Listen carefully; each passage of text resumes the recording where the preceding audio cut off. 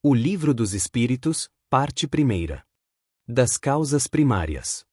Capítulo 4. Do princípio vital. Seres orgânicos e inorgânicos.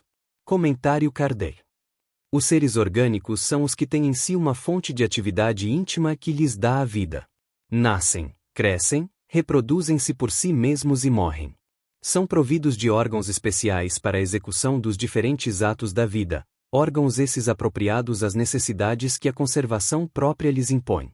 Nessa classe estão compreendidos os homens, os animais e as plantas. Seres inorgânicos são todos os que carecem de vitalidade, de movimentos próprios e que se formam apenas pela agregação da matéria.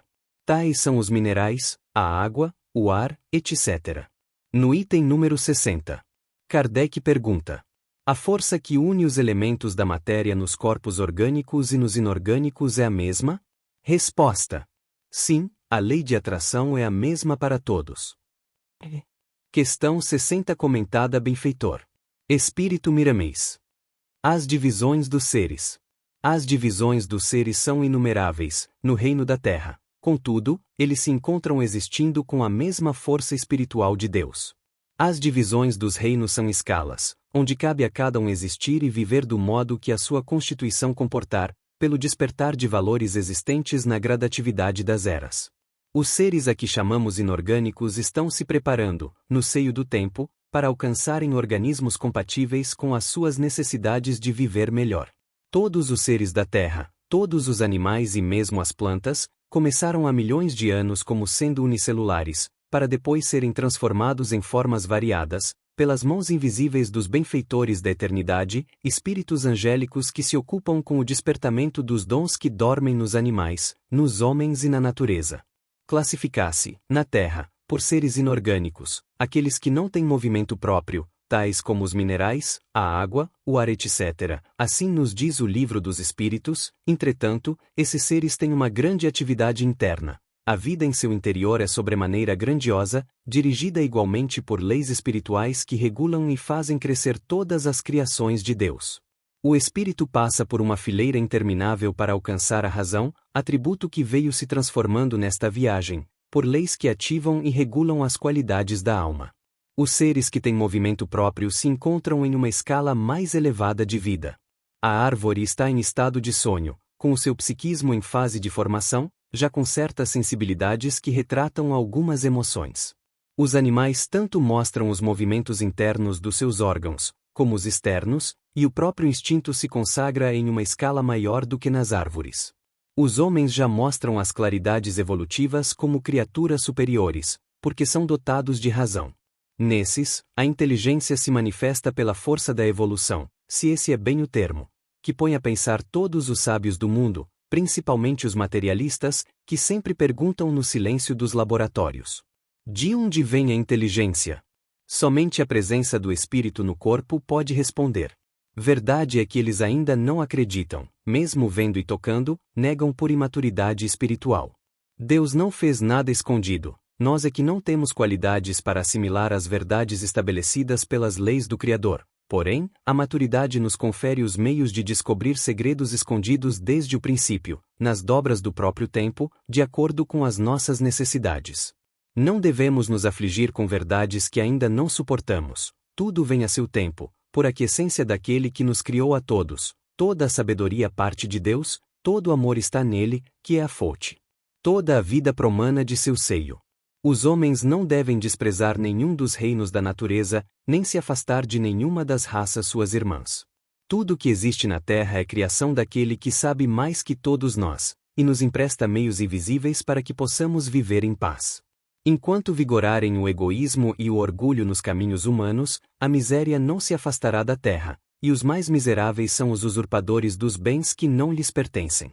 E foi por essa necessidade de melhorar os sentimentos dos povos, que Deus enviou seu Filho do coração para nos ensinar a viver, nos moldes que a harmonia pudesse dominar todo o ambiente da casa terrena.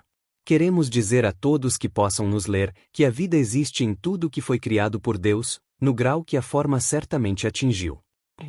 No livro Vida e Sexo. Capítulo 5. Intitulado Energia Sexual. Pergunta: é a mesma força que une os elementos da matéria nos corpos orgânicos e nos inorgânicos? Resposta: sim, a lei de atração é a mesma para todos, item número 60, de O Livro dos Espíritos. A energia sexual, como recurso da lei de atração, na perpetuidade do universo, é inerente à própria vida, gerando cargas magnéticas em todos os seres, à face das potencialidades criativas de que se reveste. Nos seres primitivos, situados nos primeiros degraus da emoção e do raciocínio, e, ainda, em todas as criaturas que se demoram voluntariamente no nível dos brutos, a descarga de semelhante energia se opera inconsideradamente.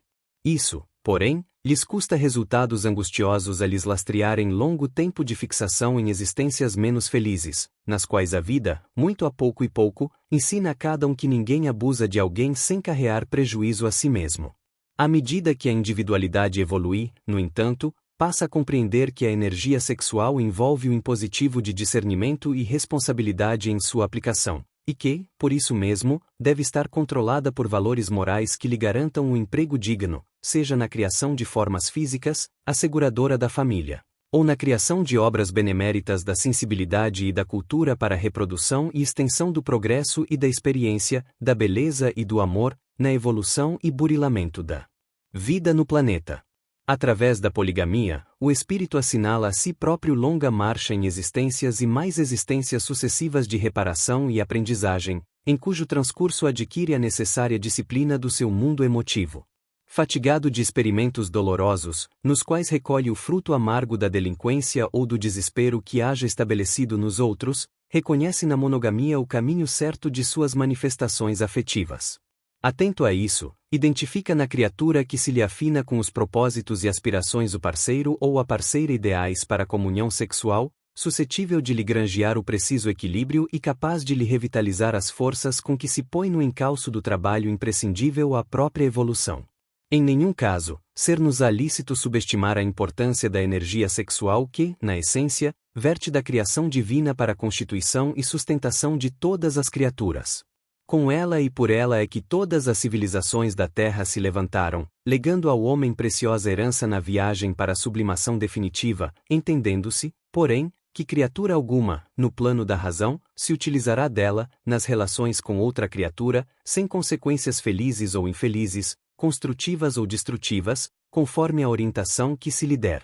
Assim concluímos a reflexão. Paz e bem.